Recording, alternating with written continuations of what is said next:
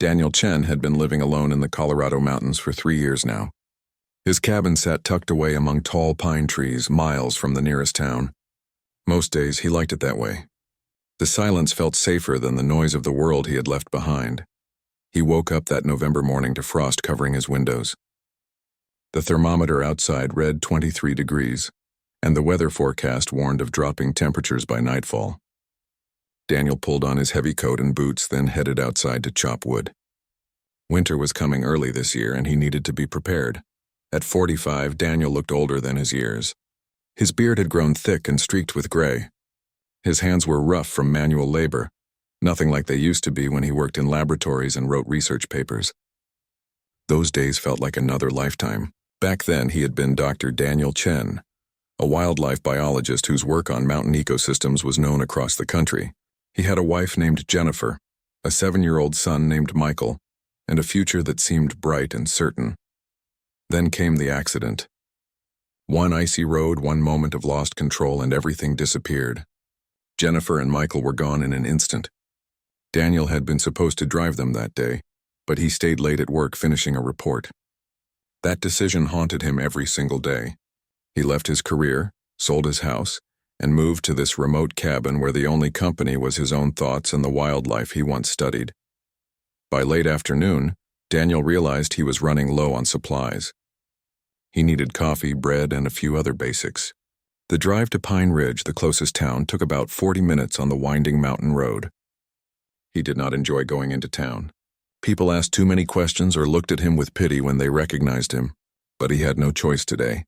He climbed into his old pickup truck and started down the mountain. The sun was already sinking low, casting long shadows across the road. The temperature gauge in his truck showed 18 degrees and falling. As he rounded a sharp curve about halfway down the mountain, something caught his eye.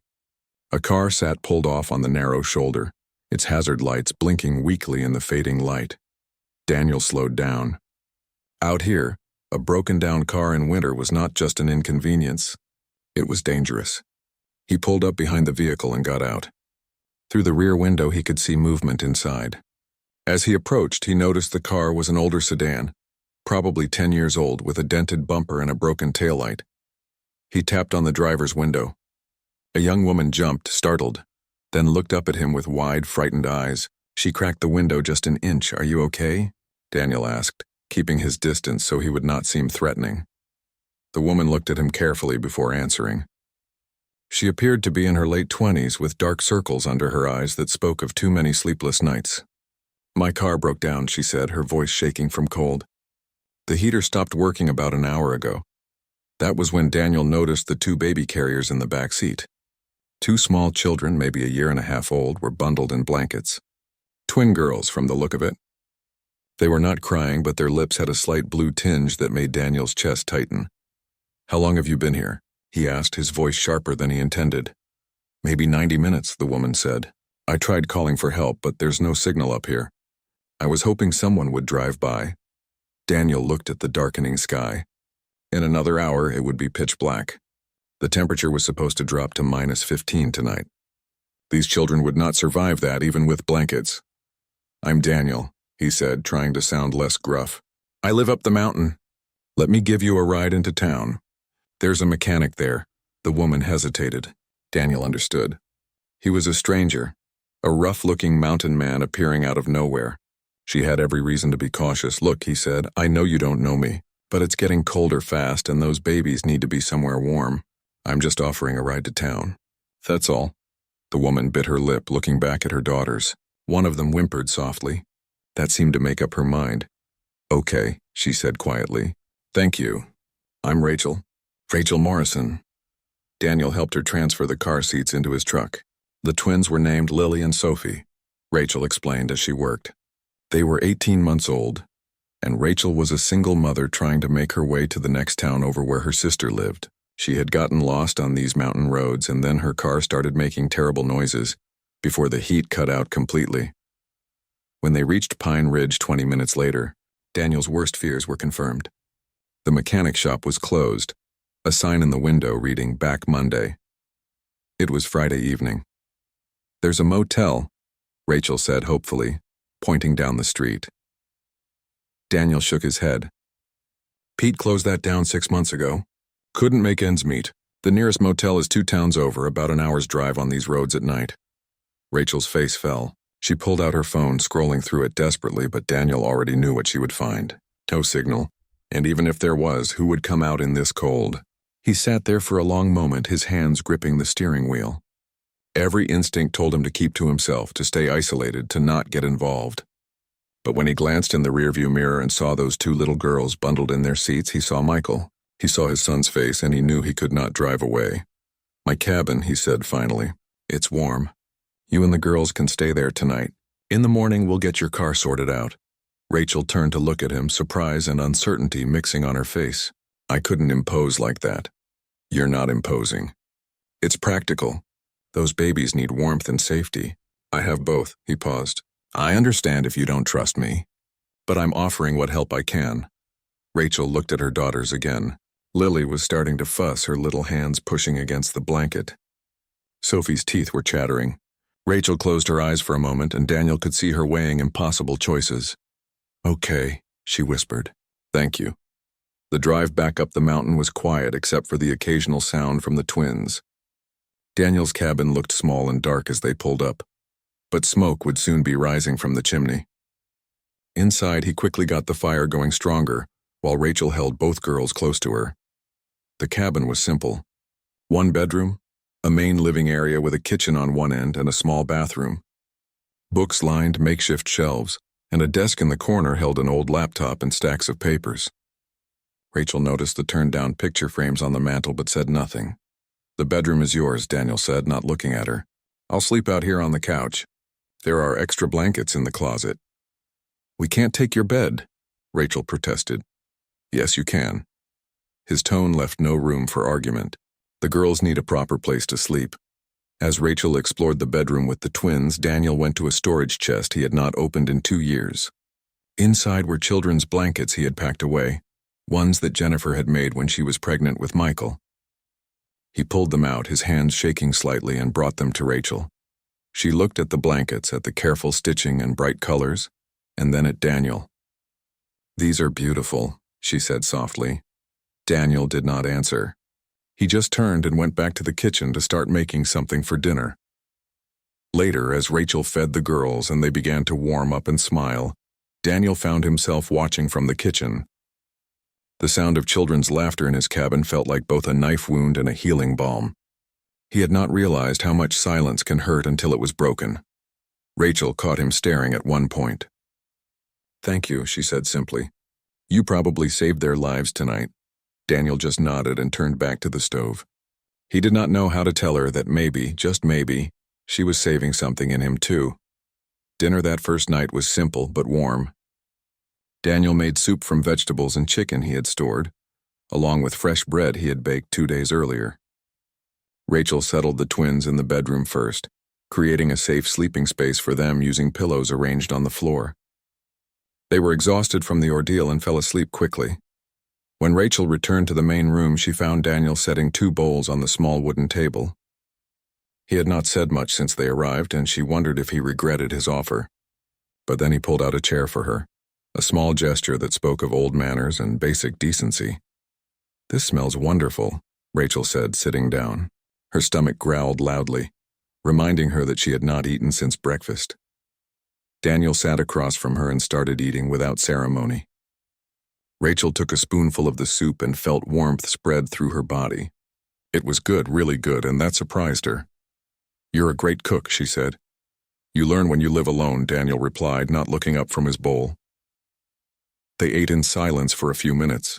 Rachel studied the cabin around her. It was clean and organized, not what she expected from a man living alone in the mountains.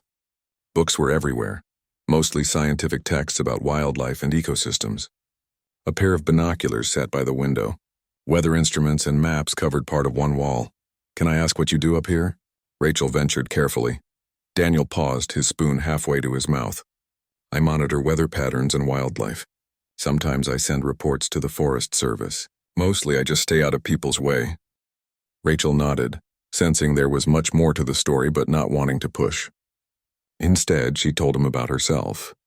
The words started slowly but then began to flow, She explained that she worked 2 jobs as a dental hygienist, trying to make ends meet for her and the twins. Their father had left when the girls were just 4 months old, unable to handle the responsibility of being a parent. He just walked out one day, Rachel said, staring into her soup. Said he was not ready to be a father, as if that was something you could decide after the babies were already here. Daniel listened without interrupting. His face remained neutral, but something in his eyes showed he was really hearing her. Rachel continued, explaining that her sister lived 2 towns over and had offered her a job at the dental practice where she worked. More than that, her sister had offered to help with childcare. It was supposed to be a fresh start, a chance to build a better life for Lily and Sophie. I've been doing everything alone for over a year, Rachel said quietly. Every feeding, every sleepless night, every worry. My sister's offer felt like a lifeline, and then my stupid car breaks down in the middle of nowhere. Your car is old, Daniel observed. The heater failure was probably the cooling system. These mountain roads are hard on vehicles. I know it's old. It's all I can afford. Rachel felt defensive, then immediately regretted her tone. I'm sorry. You've been nothing but kind, and here I am being snappy. Daniel shook his head. You're stressed and scared. That's normal. Tomorrow we will get your car to the mechanic. Pete, the guy who runs the shop, owes me a favor. He'll look at it first thing Monday morning. Monday? But today is Friday. I was supposed to start my new job on Monday. Call your sister. Explain the situation. Most people understand when weather and car trouble combine. Rachel nodded, feeling tears prick her eyes. She was so tired of everything being hard, of every step forward coming with 2 steps back. But she forced the tears down. She had learned not to cry in front of people. Crying made people uncomfortable, and she needed help more than she needed to express her feelings. After dinner, Daniel brought out his satellite phone. Regular cell phones did not work this far up the mountain, but he had invested in a satellite system for emergencies. Rachel called her sister, explaining everything that had happened. Her sister was worried but understanding, and she promised to call Rachel's new employer and explain the situation. When Rachel hung up, she felt a little better. At least she had not lost the job before even starting it. Daniel made tea and they sat by the fire. The cabin was warm now, and Rachel felt her muscles finally relaxing. Outside, the wind had picked up, howling through the trees. She shuddered thinking about what would have happened if Daniel had not come along. Can I ask you something? Rachel said after a while. Daniel looked at her, waiting. Why do you have children's blankets? The ones you gave me for the girls? She watched his jaw tighten, saw his hands grip his mug a little harder. For a moment she thought he would not answer. Then slowly he began to speak. I had a son, Michael. He was 7 years old. Daniel's voice was flat, controlled. 3 years ago, my wife was driving him to his piano lesson. There was ice on the road. She lost control. They both died on impact. Rachel felt her heart break. Daniel, I'm so sorry. I shouldn't have asked. It's okay. But his face said it was not okay, that it would never be okay. I was supposed to drive them that day. I stayed late at work instead. I was a wildlife biologist, had a big research project. I thought my work was important. He laughed bitterly. Turned out none of it mattered when my family was gone. Rachel did not know what to say. What words could possibly help? So she just sat there, sharing the silence with him, letting him know he was not alone in his pain. I left everything, Daniel continued. My job, my colleagues, my house. I came up here because I couldn't bear to be around people who knew me before. Everyone looked at me with pity, or they avoided me because they didn't know what to say. Up here, nobody knows. Nobody asks questions. Until I showed up, Rachel said softly. Daniel looked at her then, really looked at her. You needed help. That's different. They sat quietly for a while longer. The fire crackled, and somewhere in the bedroom one of the twins made a small sound in her sleep. Daniel's head turned toward the sound automatically, and Rachel saw something cross his face. Pain? Yes, but something else too. A flicker of something that might have been warmth. I understand loss, Rachel finally said. Not the same as yours, but I understand having your life fall apart. When the twins' father left, I felt like I had failed at everything. I thought I had chosen wrong, planned wrong, been wrong. It took me months to realize that sometimes things just happen, and all we can do is keep moving forward. Daniel nodded slowly. That's harder than it sounds. The hardest thing in the world, Rachel agreed. Around 10 o'clock, Rachel checked on the twins and got ready for bed. Daniel handed her an extra flashlight and showed her where the bathroom was. As she was about to close the bedroom door, she paused. "Daniel, thank you.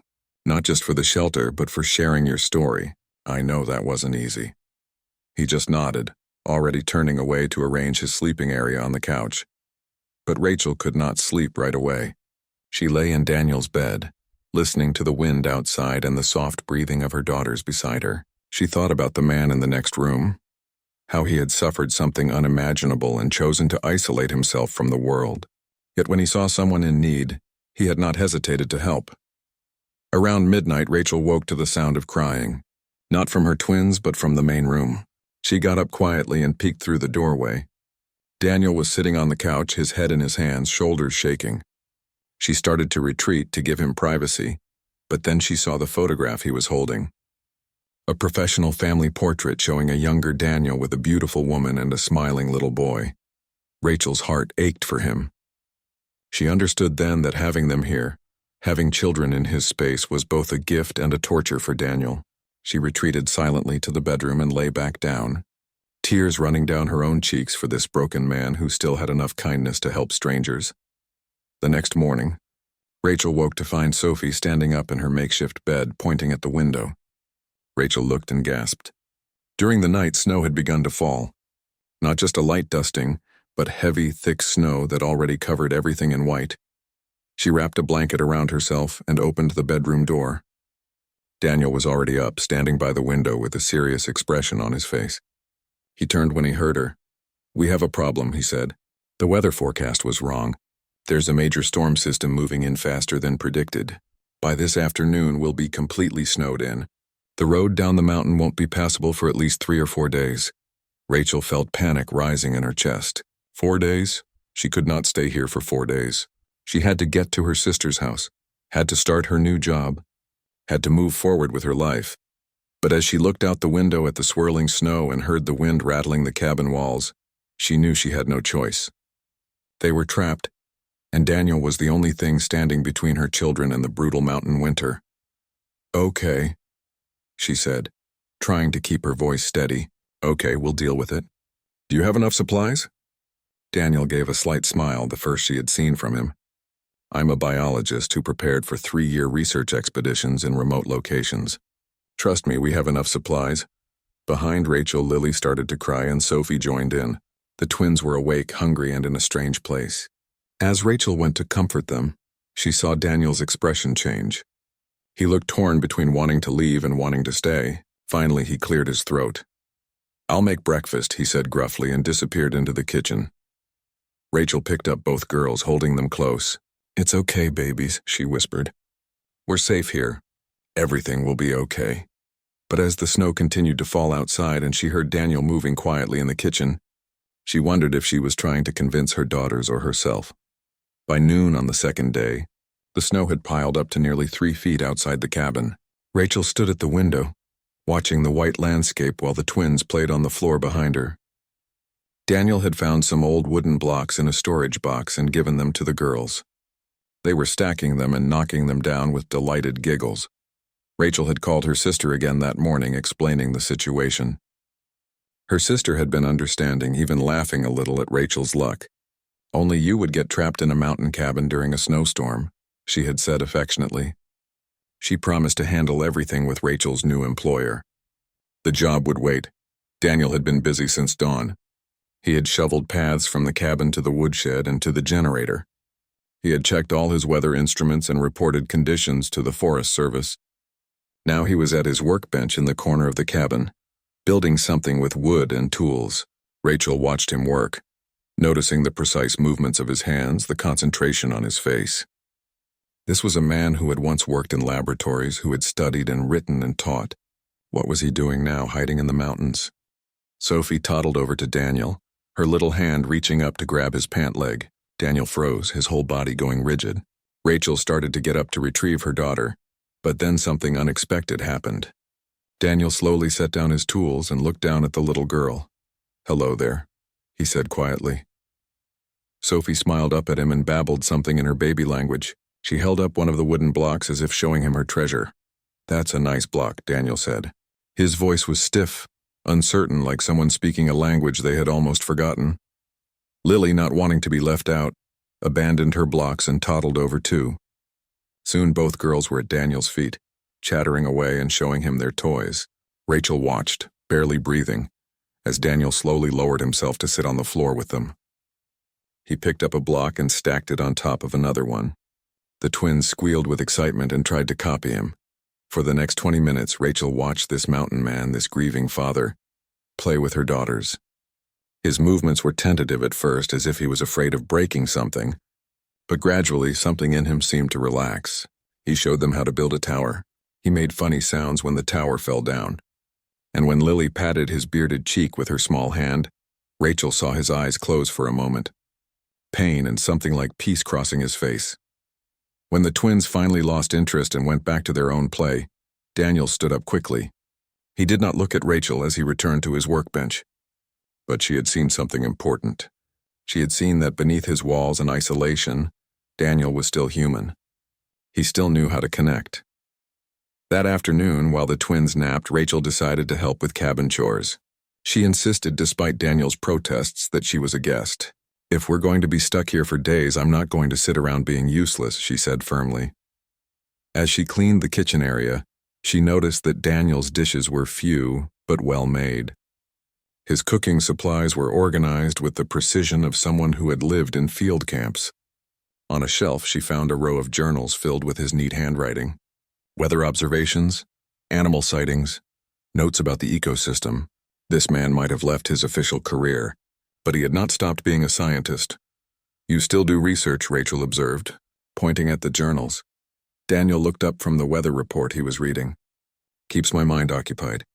The Forest Service uses some of my data. Doesn't pay much, but I don't need much up here. Don't you miss it? The official work, I mean. Being part of a team, publishing papers, all of that?" Daniel was quiet for a long moment. "I miss the purpose," he finally admitted. "I miss feeling like what I did mattered. But I couldn't go back. Not after everything. It felt wrong to care about work when I couldn't protect the people who mattered most." Rachel stopped wiping the counter and turned to face him. "Daniel, what happened to your family was not your fault. You know that, right? Knowing something in your head is different from believing it in your heart," Daniel replied. "Every therapist I saw after the accident told me the same thing. I was not driving. I was not responsible. But I keep thinking that if I had been there, if I had not put work first that day, maybe things would have been different. Or maybe you would have died too," Rachel said gently. "Or maybe the accident would have happened anyway, but on a different road at a different time. We can't rewrite the past, Daniel. Trust me, I've tried." They looked at each other across the small cabin. Two people who had lost different things but understood the weight of regret. That evening, Daniel surprised everyone. While Rachel was feeding the twins their dinner, he went outside for a while. When he came back in, stamping snow off his boots, he had a mysterious look on his face. "I made something," he said. "For the girls, if you want to bring them out for a few minutes." Rachel bundled Lily and Sophie in their warmest clothes and followed Daniel outside. The snow had stopped falling temporarily and the sky was clearing to reveal stars. Daniel had shoveled out a small area near the cabin and built something that made Rachel laugh with surprise. It was a miniature sledding hill, just big enough for toddlers, made from packed snow with a gentle slope. At the bottom, he had created a soft landing area with extra snow. "It's safe," Daniel assured her. "The slope is gentle and they can't go far." "I thought they might enjoy it." Rachel was speechless. This man who claimed to want isolation, who had wrapped himself in grief and loneliness, had spent an hour in the freezing cold building a play area for her children. She set Lily down first on the small sled Daniel had fashioned from a piece of plastic. The little girl's eyes went wide as she slid down the tiny hill, and when she reached the bottom, she laughed so hard that her whole body shook. Sophie demanded her turn immediately, and soon both girls were sliding and laughing under the starlight. Daniel stood back, watching them. In the glow from the cabin windows, Rachel could see his face. He was smiling, really smiling, and his eyes were bright. Not with tears this time, but with something that looked like joy. "Thank you," Rachel said softly. "This is wonderful." "They should have fun," Daniel replied. "Children should always have reasons to laugh." After the twins had tired themselves out and been taken inside for warm baths in the sink, Daniel and Rachel sat by the fire again. The cabin had become warmer, more comfortable over the past 2 days. Or maybe Rachel was just getting used to it. "Can I tell you what I think?" Rachel asked. Daniel looked wary but nodded. "I think you came up here to disappear because the pain was too much. And I understand that. I really do. But I think you're afraid that if you let yourself care about anything or anyone again, you might lose them too. So you keep everyone at a distance." Daniel stared into the fire. "That's exactly what I'm afraid of," he admitted. "Caring about Michael and Jennifer was the best thing in my life. Losing them nearly destroyed me. How do you risk that kind of pain again?" "By remembering that the love was worth it," Rachel said. "I know my situation is different.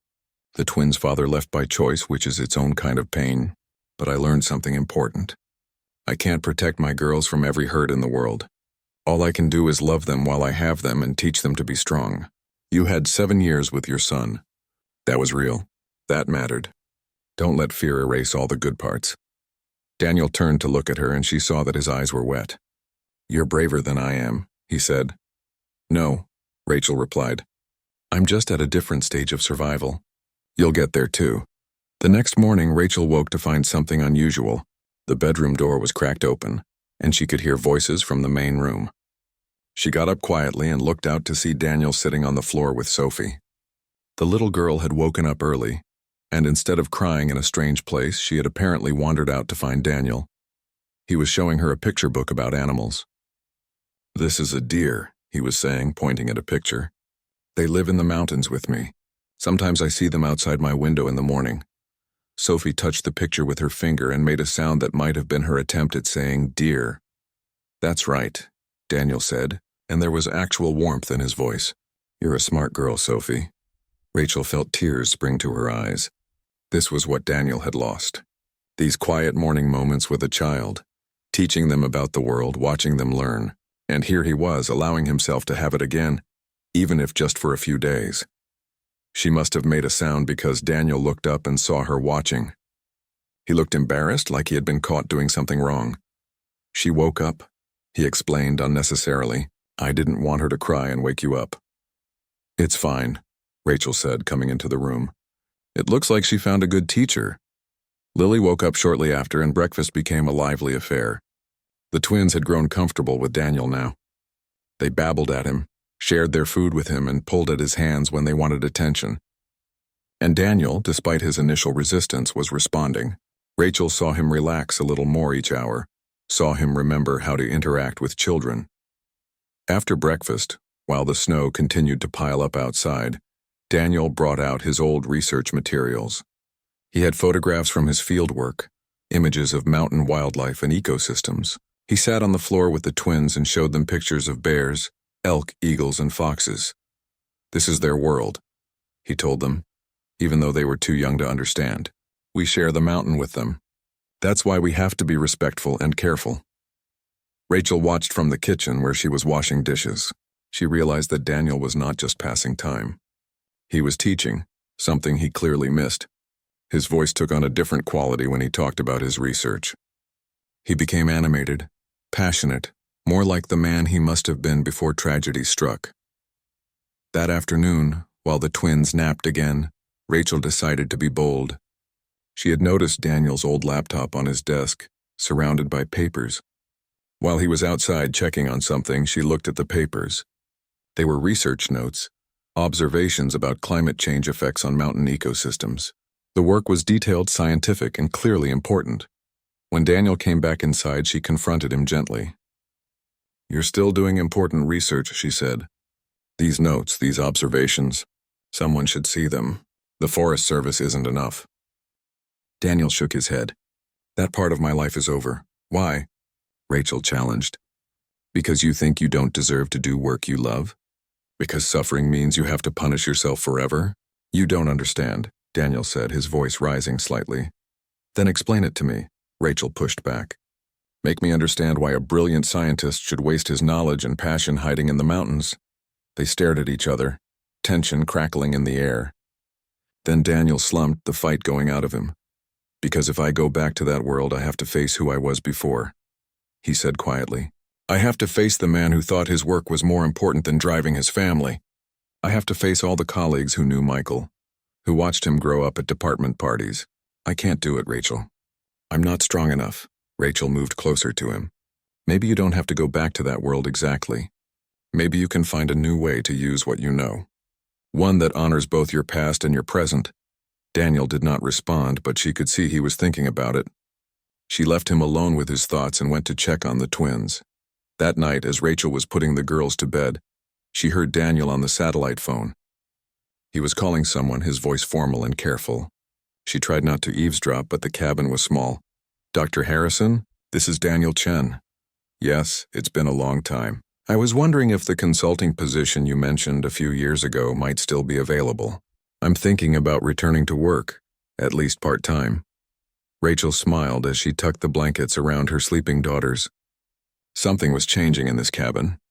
The storm outside was fierce, but inside a different kind of thaw was beginning. On the morning of the third day, Rachel woke to complete silence. The wind had stopped howling. The cabin felt unusually peaceful. She got up carefully, trying not to wake the twins, and looked out the window. The storm had passed during the night, leaving behind a world transformed into pure white. Sunlight sparkled on the snow, making everything look magical. Daniel was already up, standing on the porch with a cup of coffee. Rachel pulled on her coat and joined him outside. The cold air stung her lungs, but it felt clean and fresh. Beautiful, isn't it? Daniel said without looking at her. It's incredible, Rachel agreed. I've never seen anything like this. The mountain after a storm is always like this. Everything feels new, like the world got a fresh start. He paused. The weather service says the roads should be cleared by tomorrow afternoon. They'll send plows up this way by noon. Rachel felt a strange mix of emotions. Relief that they would soon be able to leave and get on with their lives, but also something else. Sadness, maybe. In 3 days, this cabin had started to feel less like a temporary shelter and more like a home. And Daniel had become less like a stranger and more like a friend. I should call my sister, Rachel said. Let her know I'll be there soon. Use the phone anytime you need, Daniel replied. He was still looking out at the snow-covered landscape. Rachel, I want you to know something. Having you and the girls here has been hard, but it's also been good for me. I didn't realize how much I had shut down until you arrived. So thank you for that. Rachel touched his arm gently. You helped us when we needed it most. That's who you are underneath all the grief and isolation. That's who you've always been. After breakfast, Daniel surprised them again. I want to show you something, he said. The twins are rested and the weather is clear. Bundle them up warm. Rachel dressed Lily and Sophie in every layer they had. Daniel loaded them into a sled he had in his storage shed, a real one this time, designed for pulling behind a person. Then he led them out into the snow. The walk was not long, but it felt like entering another world. Daniel followed a path he had clearly used many times before, pointing out tracks in the snow. Those are rabbit tracks, he explained, and those bigger ones are from a deer that passed through this morning. They reached a clearing where the trees opened up to reveal a breathtaking view of the mountain range. Snow-covered peaks stretched as far as Rachel could see. The sky was so blue it almost hurt to look at. This is where I come when I need to think, Daniel said, when the cabin feels too small or the memories too big. Out here you remember that you're part of something larger. Your problems don't disappear, but they get perspective. The twins were staring around with wide eyes, taking in the vast whiteness and the tall trees. Sophie pointed at a bird flying overhead and made excited noises. Daniel crouched down beside the sled. That's a hawk, he told her. She's hunting for her breakfast. See how she circles around? She's looking for mice under the snow. For the next hour, Daniel gave them an impromptu nature lesson. He showed them animal tracks and explained what each creature was doing. He pointed out different types of trees and why they could survive the cold. He talked about the ecosystem, about how everything was connected, about how the mountain was a living community. Rachel listened, fascinated. This was the professor, the researcher, the passionate scientist. This was the man Daniel had been before grief had silenced him. And watching him come alive with his subject, watching him share his knowledge with her daughters who were too young to really understand, Rachel felt something shift in her chest. This man was special. Broken, yes, but underneath the breaks there was something genuine and rare. When they got back to the cabin, everyone was hungry and cold but happy. Daniel made hot chocolate for the first time since they had arrived. pulling out marshmallows from a cabinet. Michael loved hot chocolate, he said simply, and Rachel understood that this was a gift, a sharing of his son's memory. That afternoon, while the twins played with the blocks and picture books Daniel had given them, Rachel noticed him working on something at his desk. He was writing by hand in a notebook, occasionally referring to his research journals. She left him alone, recognizing the focused concentration of someone deep in their work. Hours later, Daniel stood up and stretched. He walked over to where Rachel was reading a book she had found on his shelf. "Can I show you something?" he asked. He handed her the notebook. Inside was a proposal written in his neat handwriting. It outlined a plan for a long-term climate study of mountain ecosystems, combining remote monitoring with periodic field research. The scientist could work from anywhere, consulting with universities and government agencies without leaving his mountain home permanently. "You wrote this today?"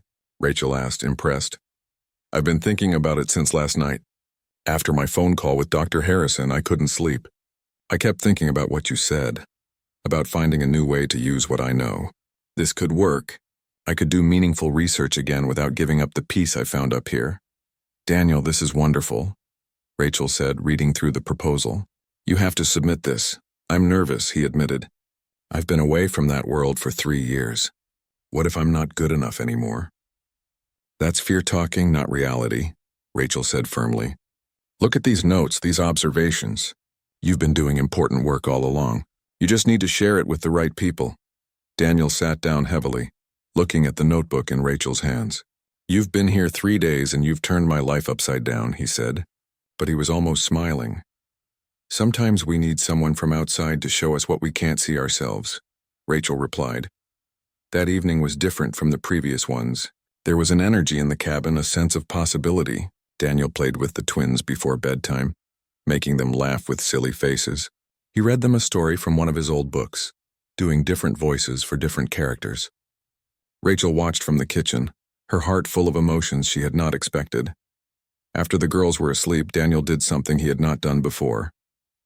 He pulled out the picture frames from the mantel and set them upright. The images showed a happy family frozen in time. "This is Jennifer," he said, pointing to the woman in the photo. She was a teacher. Smart, funny, patient with everyone. She was the steady one in our family while I was the distracted scientist. He moved to the boy in the picture. "And this is Michael. He was obsessed with dinosaurs and wanted to be a paleontologist. He was learning piano and getting pretty good at it. He had just lost his first tooth when—" Daniel's voice trailed off, but he did not look away from the photograph. Rachel came to stand beside him. "They were beautiful," she said, "and they were lucky to have you." "I was the lucky one," Daniel replied. 7 years with Michael, 10 years with Jennifer. I spent so much time being angry that it ended instead of grateful that it happened. Maybe it's time I changed that."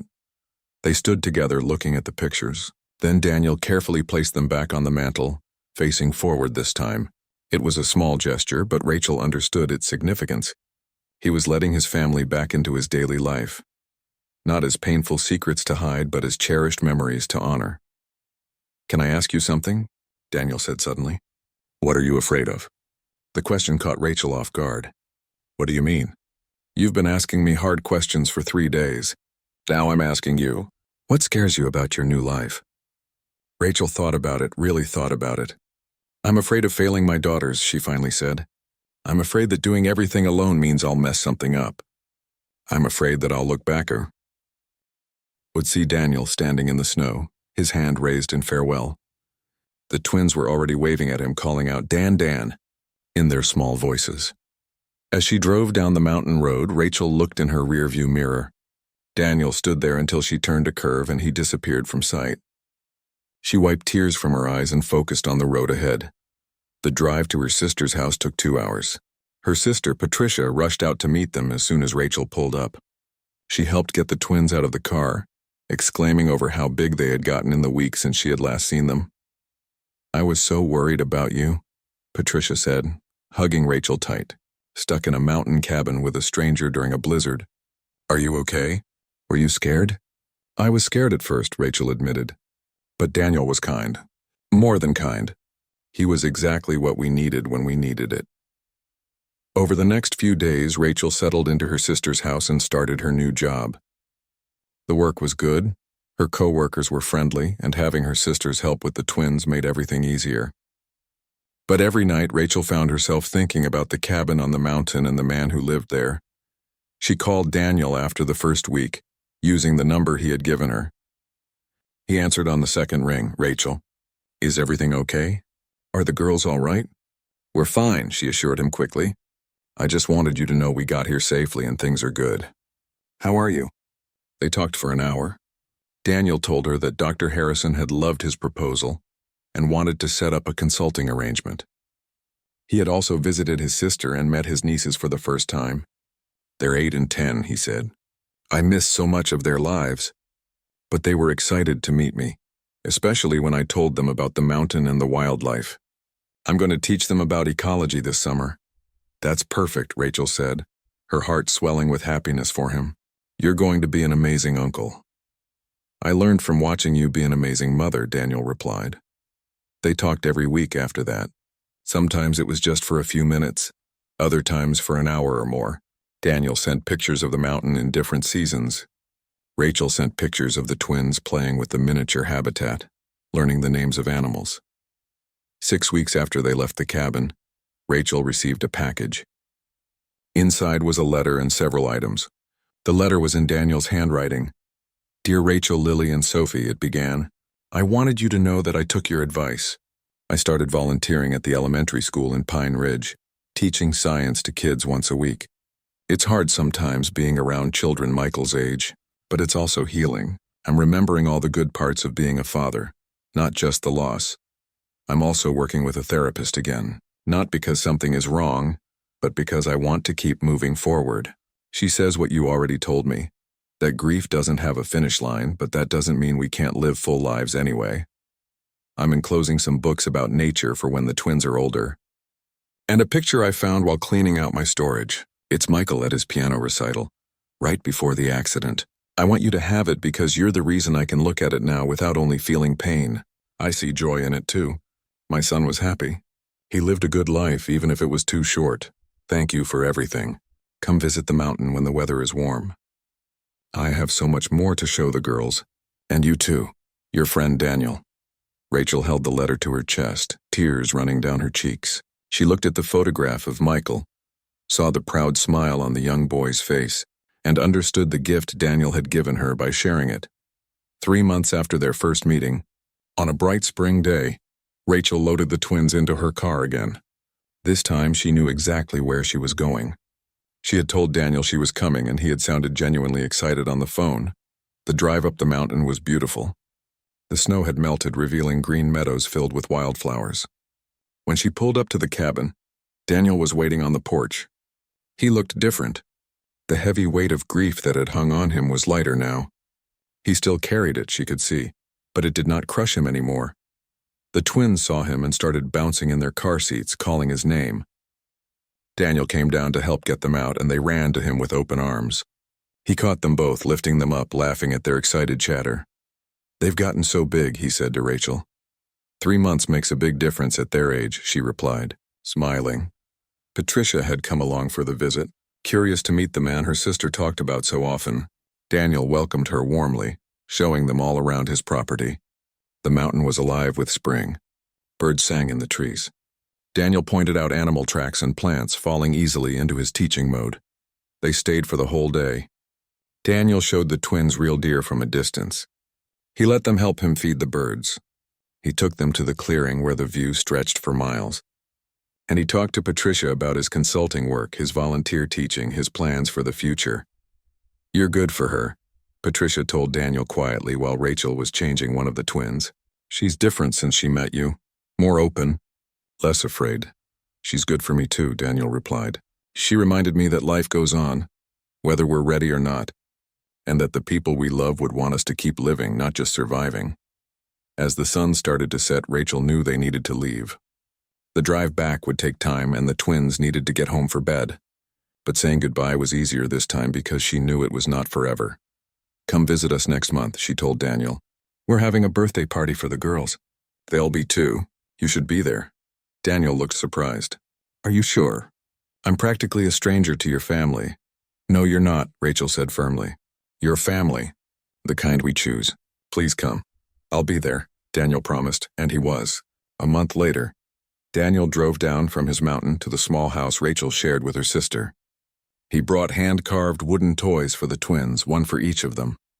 He talked easily with Patricia's husband about wildlife conservation. He played with all the children at the party, not just Lily and Sophie. And when the twins fell asleep, exhausted from their big day, Daniel carefully carried them to their beds. Rachel walked him to his truck when it was time to leave. "Thank you for coming," she said. "It meant everything to have you here." "Thank you for inviting me," Daniel replied. "A year ago, I would have said no. I would have hidden in my cabin and told myself I was fine. But you taught me that being fine isn't the same as being happy." "And I want to be happy again, are you?" Rachel asked. "Happy?" Daniel thought about it. "I'm getting there. Some days are harder than others. I still miss Jennifer and Michael every single day. But I'm learning to carry that love alongside my life instead of letting it replace my life. That's progress." "It is," Rachel agreed. "And I'm proud of you." Over the next year, Daniel became a regular part of their lives. He came down from the mountain once a month, sometimes more. He celebrated holidays with them. He taught Lily and Sophie about nature and science. He became Uncle Daniel to Patricia's daughters too. And slowly, without anyone really noticing when it happened, he stopped being the broken man on the mountain and became simply Daniel, their friend. For Rachel, having Daniel in their lives was a gift she had not expected. He was someone who understood loss and struggle. He was patient with her daughters, teaching them with the care of someone who knew how precious children were. And he was her friend, someone she could talk to about anything. 2 years after that first meeting in the cold, Rachel made another trip to the mountain. This time it was summer and she came with exciting news. She had been promoted at work and was making enough money to move into her own place. She wanted Daniel to be one of the first to know. "I'm so proud of you," Daniel said, and she could see he meant it. "You've worked so hard for this." They sat on his porch while the twins explored the meadow under their watchful eyes. The girls were almost 4 now, talking constantly, asking endless questions about everything they saw. Daniel answered each question seriously, never talking down to them. "Do you ever think about that night?" Rachel asked. "When you found us on the side of the road?" "All the time," Daniel admitted. "I almost didn't stop. I was in such a dark place back then. But something made me pull over. Maybe it was instinct or maybe it was fate. I don't know. But I'm grateful I did." "Me too," Rachel said. "You saved our lives that night. But more than that, you became part of our family. You showed us what real kindness looks like." Daniel looked at her, his eyes bright with emotion. "You saved my life too. You and those 2 girls. You reminded me that I could still matter to someone, that I could still make a difference, that healing doesn't mean forgetting, it means learning to love life again." They sat in comfortable silence watching Lily and Sophie chase butterflies in the mountain meadow. The sky was clear blue, the air was warm, and everything felt right. "Uncle Daniel," Sophie called out. "What's this flower called?"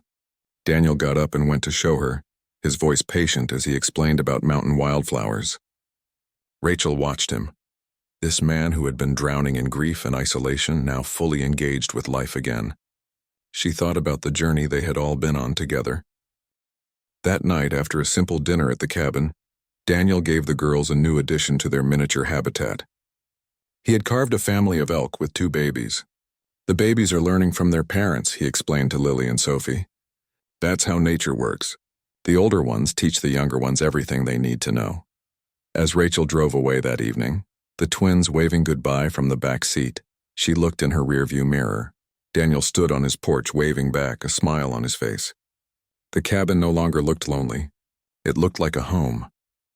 Rachel thought about how a broken-down car in the freezing cold had led to something beautiful. She had gone looking for a fresh start and found so much more. She found a friend who understood pain and hope. She found someone who believed in her strength and who let her believe in his. She found family where she least expected it, and Daniel, standing on his mountain watching their taillights disappear, thought about how close he had come to missing all of this. If he had driven past that car, if he had let fear win, he would still be frozen in his grief. But he had stopped. He had helped, and in helping others, he had found his way back to himself. The mountain man who once spotted a mother of twins in the cold had acted with simple kindness. But that act had changed everything for all of them.